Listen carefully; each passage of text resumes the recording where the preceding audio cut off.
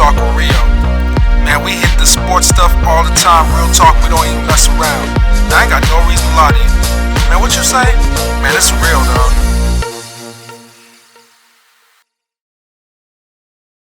Hey, what you doing? You know this is fire. Subscribe. Go ahead and hit that like button.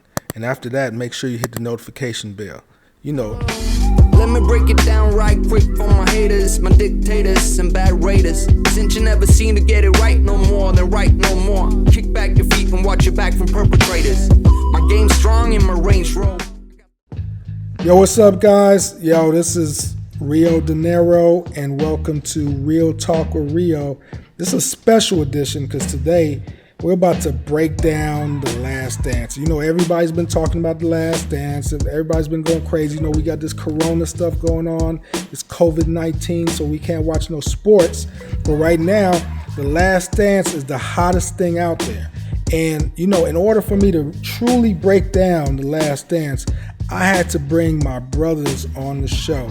And, you know, to the left of me, you know, I got my man. Big Ralph is in the house. And then to the right of me, it's your boy P Mega. Yeah, and both of my brothers, all three of us, we were born and raised in Chicago, and so we were part of this whole Jordan experience, this whole Bulls experience. You know, all 6 championships, everything. You know, from when he got drafted. You know, just knowing how it was, the atmosphere, the climate, how it was in Chicago when, you know, the Bulls was controlling everything, running the game, man. You know, I mean, do you remember that, Big Ralph? I mean, like you're the oldest of the group. He's the eldest, you know what I'm saying? I'm the middle child. That's why I'm in the middle. And then the youngest is P Mega. So, man, I'm just, you know, what do you say, man? Like, what was your thoughts? Oh, yeah, definitely. The Bulls just, they owned the NBA back then, you know? That's all everybody talked about. Just watched them win championships over and over again. And I remember back in those days how we used to get together. We all get together for the games and, you know, get our cold ones, our drinks. Now talk about that. Talk about that Cisco punch, though. Talk about that Cisco punch. Cisco punch. My wife hooked up some Cisco punch. And you got to tell them the ingredients, dude. Whew, the ingredients. Cisco. See, he forgot. Let me break it. Me on the ingredients. Yeah, I got it, man. It's a bottle of Cisco and some wine coolers. Okay. A bottle of Cisco and some wine coolers. And you pour that thing together, and she made Cisco punch. You know, with Jordan being drafted, Ralph, do you remember that time? I definitely remember. I followed him while he was in college, you know, and yeah, of course, you guys remember his rookie year when he made that big shot against Georgetown to win the championship. That's a trip, though. The Georgetown thing, I didn't know this. I didn't even know Patrick Ewing was playing for Georgetown at that. I had no clue. Oh, yeah. Because, you know, I wasn't big on college like you guys were. I mean, like P and Ralph, man, y'all big on college. I mean, but, you know, I came on later a little bit, got a little bit on it. But, man, I didn't know Patrick Ewing was on that team. That's crazy, man. They've been battling since then, huh? Since then. And back then, they had a lot of great players back then. I knew when I first saw him as a freshman that he was probably going to be one of the best players in the NBA. I thought he would come out after his freshman year. But he ended up staying for another 2 years. He came out. Yeah, he came out junior. I was surprised he stayed that long. Yeah, man. I think if he had to do it over again, I don't think he would have stayed that long. But you know what? He said he was going to stay 4 years, but what's his name? Dean Smith changed his mind. The thing about it, though, is that nowadays people don't stay in college that long, right? You see somebody that's like a Jordan-type player, just like Zion. There's no way. Well, I'm not saying Zion is Jordan. Don't get me wrong. Okay, guys? Everybody who's watching, calm down. I didn't say Zion is like Jordan. All right? Jordan is the GOAT. No comparison. All right? No. All right. So back on track.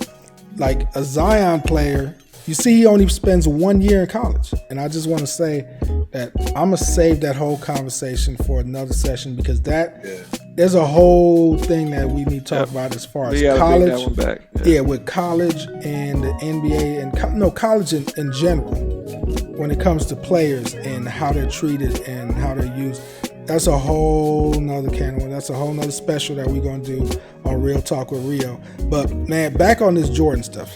So we're breaking down The Last Dance, and we're doing 2 episodes at a time. So today we're doing episode 1 and 2. We're breaking that down. So I mean, when we got on episode 1, man, they started off talking about the drama for the 6th championship season. You know, because you remember there's 6 championships. So for the 98 championship, we're looking at the beginning of that year and the sort of off season, and you're hearing about all this drama, and they're talking about breaking up the squad. This is after they won 5 championships, right? And they're on the quest to win the 6th one and another 3-peat. But of course, Jerry Krause. And Jerry Krause wants to break up the team. He doesn't want Phil Jackson back. So here's my question, man. When I saw this, I was like, I don't remember none of this drama. I just remember us partying after every championship, New Year start, and we getting ready for another championship. I mean, do y'all remember any of this? I remember most of it, but I think we were caught up in the game and everything. We didn't really realize what was going on in the background. Like, that's what's so great about this documentary, how they go behind the scenes. Right. And you see things that was never exposed before, you know. And to add to that is because you didn't have social media. Right, true. And you didn't, where it sticks in your head, you know what I'm saying? And then you didn't have all these different sports shows back to back, you know what I'm saying? You didn't have no NBA TV available. You didn't have none exactly. of that. You didn't have no first take. Yeah, man. Yeah, it was a different time. And that's the thing that tripped me out is that, man, I remember watching it, man. Watching all the games and doing all that, but I don't even remember them talking about Scottie Pippen and talking about breaking up the team.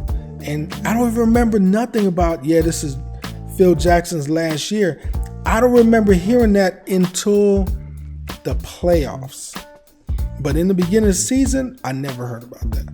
So speaking of Krause, it was interesting to see how it was so much hatred and open disrespect toward him from the players, especially Jordan and Pippen.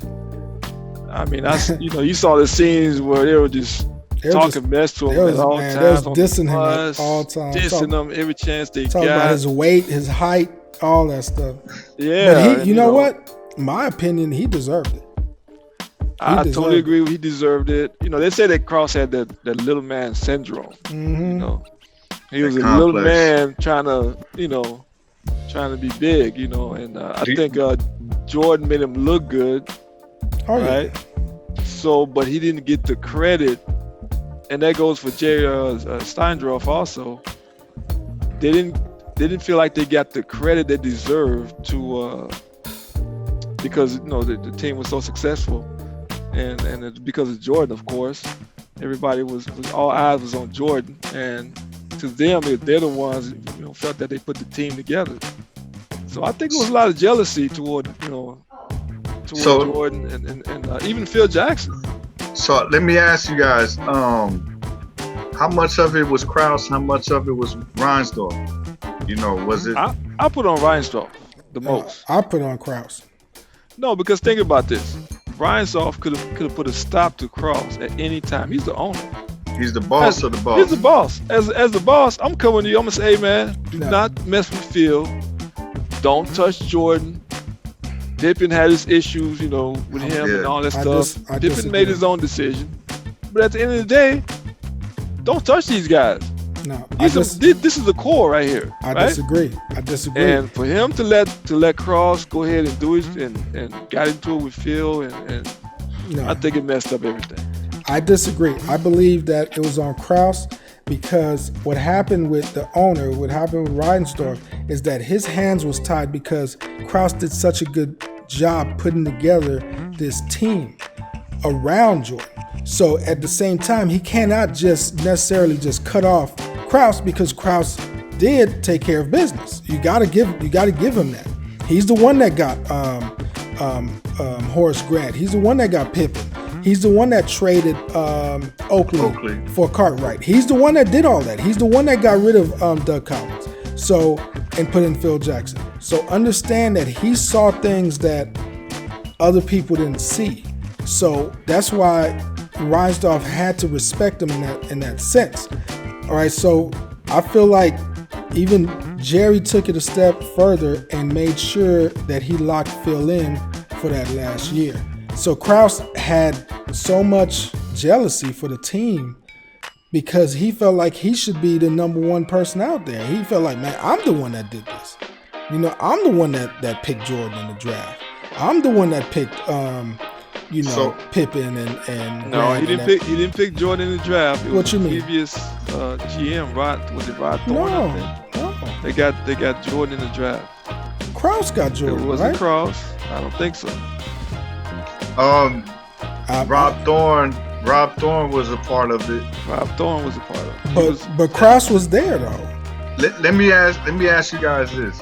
So because Krause made it a statement about, you know, like you said, Mario, what he put into making the team. So you got the management, coaches, and players. Right. What piece plays a bigger part in winning? It's a team effort. So the players? I mean, the players, but the coaches, the management, they all got to come together. Management makes moves to get better players. And then now it comes down to the coaches to put to coach. What percentage you give what? Are they all split 33% each? Or is it a bigger percentage toward the players or the management? Is coaching last? You know what I mean? Like you seen how the LeBron and Wade and Bosh, they had a bum coach and they won it. You know, they still won something with them. So do the coach is the last piece, or the management of assembling the players, making the moves to get the personnel? It's tough to say that because when you look at the Bulls, look at Doug Collins, then Phil Jackson, that's when they start winning. You look at the Warriors, Mark Jackson, you put in Steve Kerr, that's when they start winning. So you got, and I think for the Lakers too, Phil Jackson came, you know, with Shaq and them, that's when they start winning. So it's a mixture, right? You got to have the players. You have to have the right players in place. And then you got to have the right person to lead you. If you don't have a good leader, it doesn't matter if you got who you got on your team, because you might not be able to cross that next level because you don't know what to do. You don't have the blueprint. That's why coach is important. So for me, I would say I'll put the percentage, if I had to break it down in a percentage, I would say 60% players. And then I would say 30% coach. And then I'll put 10% on the ownership. Because ownership, all they have to do, in my opinion, is just have the money. It just had the money. Just I'll pay them. I'll pay them. Yeah, but see, that's what I'm saying. The GM of making the trades and getting the players. For example, of a good GM, look at the Warriors GM. Right, I got you. But I would put moves he made to so if you're putting the GM with the ownership, then I have to change the percentage. But I put the GM with the coaching because he has to work with the coach in order to get the right personnel. In this situation, didn't Krause make the moves and then got Phil Jackson last after he made those moves? Yes, he got those. Krause is the one that made the moves, not Phil Jackson. In that situation, what played a bigger role for the 91 championship? Well, what played a bigger role? You would have to say that Krause, he put the pieces in place.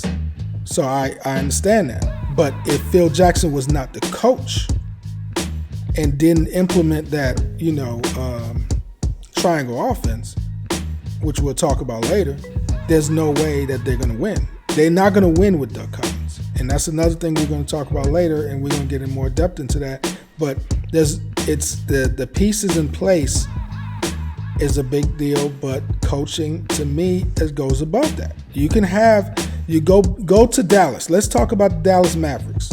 Let's talk about OKC. Let's break it down, guys. Dallas Mavericks, give me those 3 top guys that was on the same team. You had Mashburn, you had Jason Kidd, and you had, there was one more player. What's the Jimmy Jackson. Jimmy Jackson. You got 3 all-stars, right? Same squad. What did they do? They win in championships? Did they even go to a conference final? So then let's go to OKC. Harden. They went to the championship to play the Heat. Yeah, one time. But still. Time they was young. I think they would have beat the Heat that next year if they didn't break up. Who was their coach? Scott. Can anybody tell me? Yeah, Scott.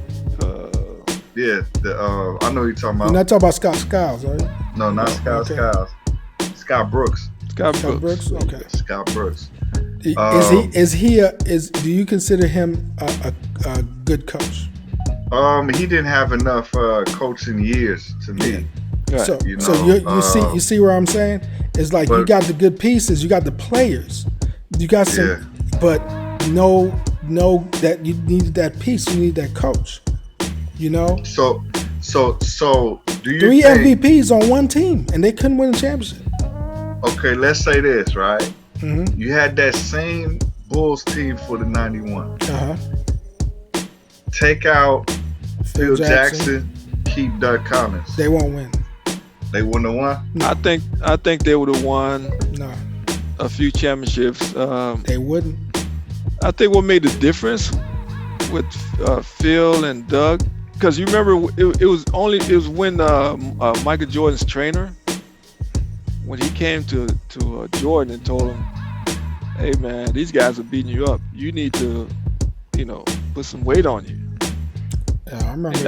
And that's when they got in the gym working out, getting ready for Detroit. And I think if Phil was still there, he would have found a way. If they would have put better players around Jordan, like they did. You mean Doug? I mean, if Doug was there, and they added, players around Jordan like they did when Phil was there, I think they would have won a couple of championships. I don't think they would have won 6. I don't think so. I don't think so, man. It's real simple to me, man. It's just like Doug Collins, okay, and I don't want to bring this out now, but I'm gonna have to. Doug Collins is equivalent to Mike D'Antoni to me. Mike D'Antoni fed James Harden.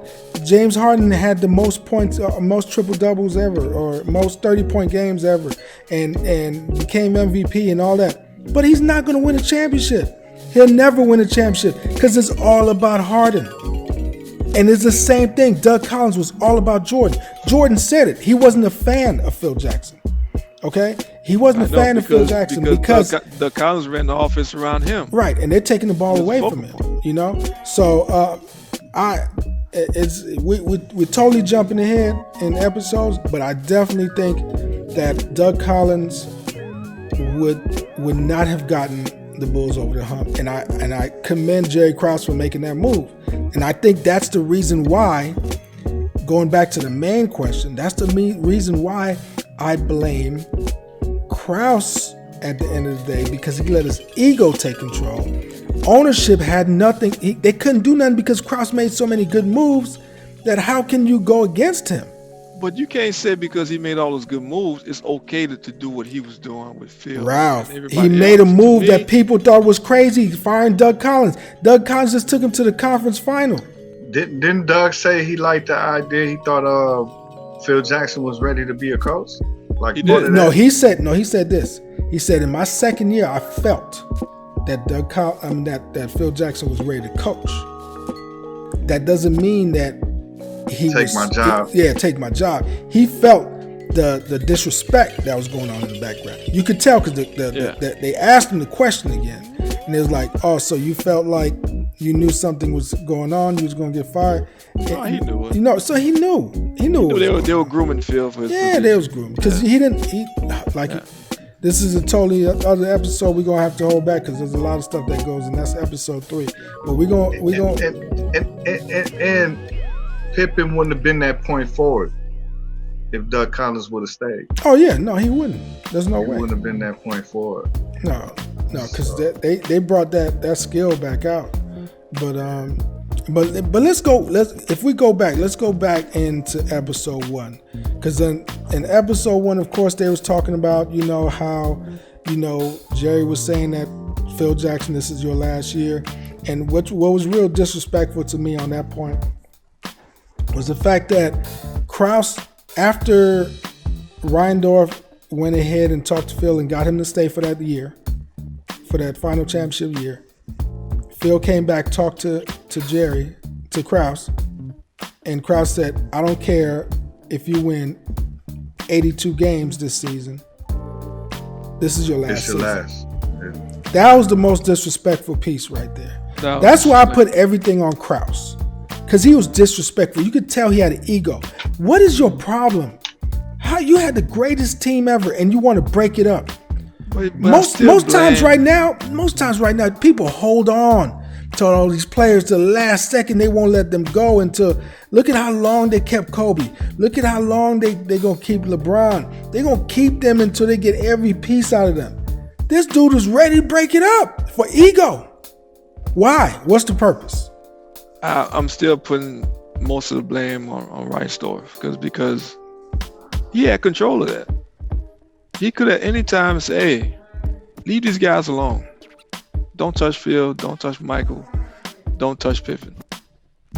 Everybody else is open game, whatever. So let's say you guys is the owner or the management or the GM. Would you consult at least Michael Jordan about move before you make moves and see how he feel? Well, would you have talked to Jordan and Pippen? You know what I'm saying? Or the team, or at least the team captains or something to see how they feel because they part of that chemistry? Well, Jordan said that if Phil wasn't there, he wasn't going to play. Right. So that right there tell you. But would you have them in a meeting? See, Jordan is saying I would have brought it to his attention. Would have had a little meeting like, hey, we need to talk. Come to the house. Man, I think so. I'll be honest. I think it's a good idea because him and Phil, they were so close. You can't make these moves without really saying, hey, how's this going to affect this player? Right. Even though management's management, they do whatever they want, right? But at the same time, I think Jordan deserved the respect for all that he's done for the team, for them to come to him and say, hey, this is what we're thinking about. I disagree, because if you got somebody in a position, you're the owner. I own something. I own a business, and I got a manager in place, and then I have employees in place. Okay, I don't care if somebody's the top employee. If I'm the owner and I make a decision on my business, say if I decided that, okay, you know what, I want to open another store, and one of the employees was like, wasn't happy with me opening another store because that may affect his sales because the other store is so close or something like that. So do you think I'm going to consult that player, that his individual, all he's caring about is his world? How does this affect my world individually? Oh, this new store is going to affect my sales. But you don't think, like, the owner is thinking about the company as a whole, the corporation. So I would never consult a player about a move that I make, even if it's a Michael Jordan. I'm not going to consult the player because I'm the owner. I pay you. Who do you think was filling the stadium with fans?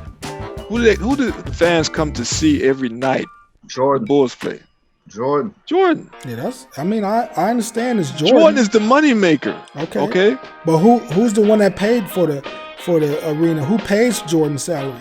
Who puts everything together? It's the That's owner. All good. You can have the building, you can have the seats, you can have the coaches, you can have everything. Mm-hmm. But if you don't have the players to win games, guess what? The fans, they're gonna still come. They're gonna, because they love the sport. But when you want to win championships, you gotta have that core players. You gotta have these all-star players. So you think the Patriots made moves without consulting with Tom Brady? Yeah. Behind the scenes, they say, look, man, we thinking about bringing Randy Moss. What do you feel about that? Dude, let me tell you something. I think they consulted with. It's very obvious that they didn't, because he left the Patriots for that reason. Okay, They and the time, and let me tell you, the time that they did. Let me tell you something though. I'm gonna give you an example because you brought up a good point, and I'm gonna show you how it works on both ways with that same team. The time that they did consult Tom Brady was when they had their backup quarterback Jimmy G, and when Bill Belichick wanted to get rid of Jimmy G, wanted to keep Jimmy G, Tom talked to the owner and was like, no, get rid of him. And he was gone. Because Tom knew that Jimmy G's going to take his spot. So there's a perfect example of why you shouldn't talk to a player about moves you're going to make, because look at what he did. He's all about self-preservation. He made sure ownership got rid of his competition. Now Bill Belichick has nothing, and he's gone. Tom Brady gone, and you ain't got nothing. So what I'm saying is that ownership, you got to stay in the owner's box. You got to be the owner, and you got to make moves. Hate or love, hate it or love it, I'm going to make my moves. But when you got a person underneath you, you got Jerry Krause, right? He made a bunch of good moves. So he's thinking that Jerry Krause might have something with rebuilding. You got to understand what he's thinking. He's like, man, I think Jordan's ready to retire, and Pippen, he wants a new contract, and we don't want to pay him. And so I think it's best for us to blow up the team. Okay, well, let me ask you that then on that point. Do you think, okay, Jordan already said that he wouldn't have stayed if Phil was gone, right? Let's say Phil would have stayed. Do you think Jordan would have played? Yeah. Okay, how many more years do you think Jordan would have played if Phil was still there? Man, probably like 3 or 4 more years. Easy. I would think they would have kept the core. They would probably kept. They would have tried to keep the core. Yep. Right. They could have won at least. They could have won at least 2 more championships. That was my next question. How many championships do you think they could have won? I think at least 2. Just answered. I think at least 2 more. I think they could have. I think they could have did a. I think they could have did a 5-peat. Why jeopardize that? Bringing up that team was the worst thing to happen in sports. Exactly. You know exactly. It was the worst team. And guess what? And it's Jerry Krause's fault. And I like when Jordan say, defeat us first. Let us lose. Right. Then rebuild. Yeah. Exactly. You know what I'm saying? Right. Then his title. Let me lose. Let us go through a year and get and knocked out. Then you break it up. Like every other team. Like the Detroit team. You stopping something that's steamrolling. Yeah, that makes no sense. Steamrolling, man. That makes no sense, dude. One thing that it was interesting to see was how Jordan was still a team player, even though all this stuff was going on with management. Oh yeah.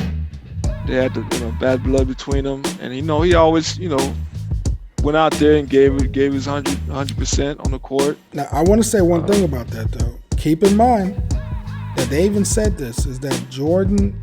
They had to give him, in order for them to have this much access to the Bulls and everything, Jordan had to sign off on it. And Jordan is controlling the narrative. So Jordan is only going to allow what he wants to be shown. So he's not going to show all the bad stuff he did. Right. So he's going to show a lot of good stuff. He's going to show some bad so it doesn't look so, so biased. Right. But, I'm going to throw one thing out there. Where's Craig Hodges? Yeah, well, Craig had a big issue with the whole documentary because he said they didn't want me in. They didn't even talk to him. They didn't want to hear the truth. Why? They didn't want to hear another side of what was going on. Exactly. See, there's people that's part of it that they're not talking to. And one of the main thing he had mentioned was how he didn't like how Jordan was talking about the gambling and the drug portion of it. It's like the team is a fraternity, right? Right. Yeah. So you keep everything, inside. You don't expose everything. But Jordan, the way he, portrayed himself, like he's Mr. Goody good man. Well, Jordan never exposed that at the time it happened, right? No, he didn't expose that at the time it happened. No, but I'm talking about doing this documentary, though. The way he's laying it out, I understand. But people put that type of stuff in their book. Yeah.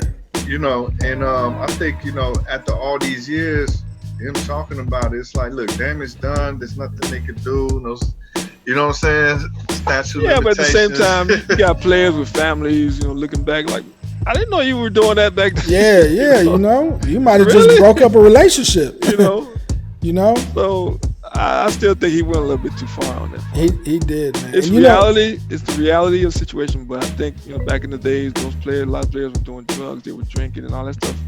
It was happening, but at the same time, you know. Now, quick question. Mention. Okay, we talked about Craig Hodges not being there.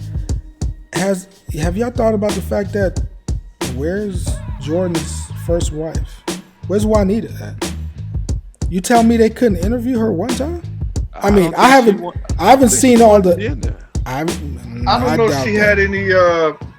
You know, if it was more of a Michael Jordan documentary, maybe. Dude, come on, man. You telling me that Juanita can't be in there, man? Like, this is supposed to be your right-hand person? She could have been in there when his dad passed away. Come on, man. Yeah, when he retired, she was at the podium with him when he retired. Yeah, but it wouldn't have made or break the documentary with her not being on there. I mean, but you know what? I'm glad you brought that up because I was telling Deborah, I was like, where is she?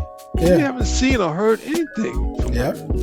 There's people that he's purposely. Ever since the divorce, she just like. No, she just disappeared. I feel like he has like a gag order out on her.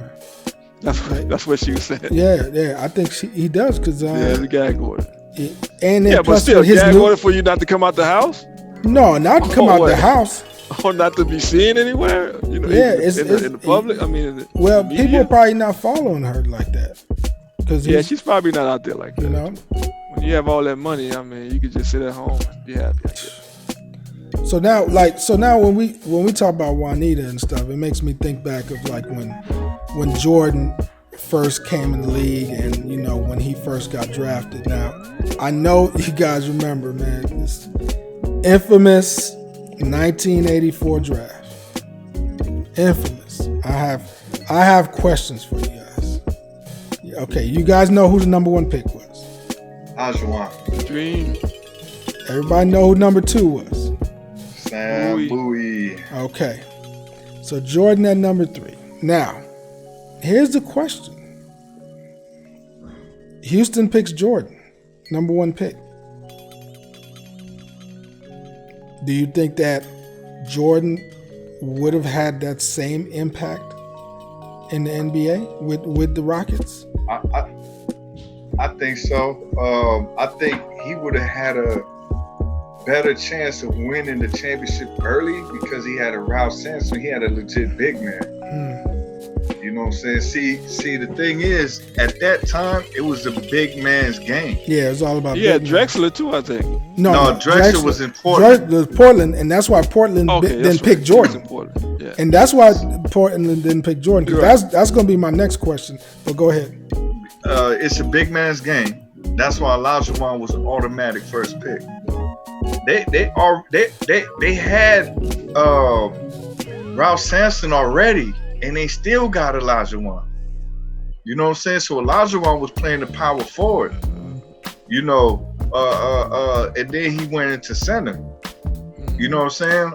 So, you know, at that time, the league it was a big man's league, and Olajuwon was going to go number 1, no matter what. See, nowadays, if it was today, they probably would have got Jordan today. Yeah. You know what I'm saying? But the fact that it was a big man's game, that's why even a lot of players, current players at that time, and people who already retired was saying that somebody like Jordan couldn't even lead a team because he wasn't a big man. You know what I'm saying? They was even making statements of that, saying that you know, he's a shooting guard. He ain't able to lead a team to win championships. So, yeah, I think any team that Jordan would have went on, he would have made a big impact. Yeah, it's just a matter of putting good players around him, you know, to help him out. But, now, I think that he would have made a big impact, but I don't know, man. The way that things fell together in Chicago, man, because to me it's proven that you could have, if you don't have the right pieces around you, it's going to take you a while Now, how big is this? Early on, yeah. How big is this? I mean, not even being selected number 3. The fact that Dean Smith told Jordan, "You need to go." Right. Jordan wanted to stay. He wants to stay 4 years. 4 years. If Jordan would have went out any year other than his 3rd year, yep. how things would have ended up. It was Dean Smith that said, "Look, you ready? You need to go." Right. Yep. That played a crazy part right there. It played a major part in the whole thing. Major, because if it was totally up to Jordan, he probably would have stayed another year. Yeah, and he wanted to stay 4 years. He said it was Dean Smith that changed his mind. And then here's another part that's crazy, right? I remember 1984. That's when the Olympics was out. The draft was before the Olympics. Think about this now. What if the Olympics happened before the draft? Jordan went crazy in the Olympics. Crazy. After Olympics happened, do you think Houston would have passed up on Jordan? Bob Knight was the coach of the Olympic team. He said Jordan is the best player he's ever seen. After the Olympics. That would have changed. That would have dramatically changed the draft order. And then here's the other thing to add to that. They played against the NBA All-Star team. They had a team they played. It was Bird in it. Isaiah was in it. It was a few other players that was in the team, an NBA team. Wow. That Jordan's team played against. And Jordan had, I think, Albert Robinson in his team. He had a couple of people. I think Ewing was in that team or something. Mm-hmm. And they played ahead of time, and they didn't even know. They had a glimpse of Jordan and was like, damn. Wait, this young boy's the truth. So Ewing was part of that Olympic team too? Yeah. Ewing, I the one that won with Jordan? Yeah, I'm pretty sure. Because I think, I know that they played an NBA team already, like it was like a exhibition. Okay. You know what I'm saying? It was like the college guys right playing the NBA guys, and they beat the NBA guys. Jordan was killing them. Yeah, but that's a good point, though. I think back then a lot of teams or the systems that they built around was they chose the big man first. It was a big man's game. Build around. It was a big man's game, right? Everything was about the center. They say you got to build your team around the center. A lot of teams had their eyes on the big guys to choose them first. Yeah. So I don't know if it would have made a big difference before or after the Olympics, because they had their eyes set on Olajuwon. They already knew what Olajuwon did. It would have made a huge difference. Because you know why I think it would have made a difference? Because Jordan game just kept elevating. You know what I'm saying? Because he had a crazy work ethic. And the fact that Jordan was just doing things, especially in that Olympics, he was doing things that nobody, like he was just like past Dr. J. Okay, you know what I'm saying? So by you saying that, you telling me that they didn't know that he was that good until the Olympics? Yeah, I no, he just kicked it up to another level. Okay, Ralph, kept kicking it to a whole nother level. But we saw what he did for 3 years now. No, man. Nobody knew he was that good, because if they did, he would have been number one. Just like LeBron, just like Zion, Jordan would have been a hands down number one. There was something about Jordan that didn't get. Teams chose big guys back then. Big guys, you look at the history of the draft, big guys normally went between 1 and 3. You have big guys. Right. Yeah. Guards wasn't that high, and forwards and everybody else. Because that's all they had their eyes on. If you're gonna build a team, you're gonna build around the big guy. But I think that with the Olympics, the game is totally changed nowadays. But with the Olympics, it changed everybody's mind.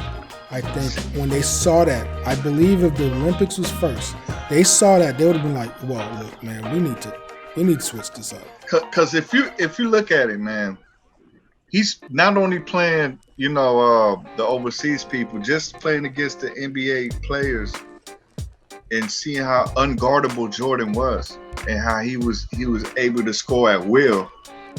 Why would you want to pass that up? You know what I'm saying? That it would have been tough. It would have been like, you just never know, man. It would have been tough. Like Olajuwon really would have to show me something to secure his number one pick.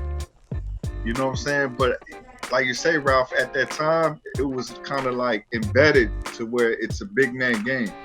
Yeah, but see, Houston had Ralph Sampson. Right. Yeah, Ralph Sampson. They had Ralph Sampson. You know what I'm saying? You got somebody like Hakeem, man. That's hard to pass up. It's hard, but Hakeem was a beast. But the thing was, Hakeem didn't really break out. It seemed like he broke out after Jordan retired. Next thing you know, he was just a dominant force. No. But he was dope. Not saying he wasn't dope before. But a lot of people was always dope. Let's keep it 100. A lot of people didn't win championships because Jordan was here. Right. A lot of great NBA legend Hall of Famers. When did you start hearing about the Dream Shake? When did the Dream Shake was there when Jordan was there? Yeah, but when do you see like him was just like a big dominant force. You know what I'm saying? Like Olajuwon was always there. You always hearing Ewing in the mix. You know what I'm saying? Things like that. But it seems like later he came to a point to where it was like, oh shoot, Olajuwon. You know, he's schooling anybody. David Robinson, whatever, he's schooling anybody. Jordan from the gate, from that Olympics to when he got drafted, he would just get it better and better. And people already knew he was the best player in the league without even thinking that he could win a championship. They're just like, look, he's the best player in the league. No, hands down. Early. Yeah.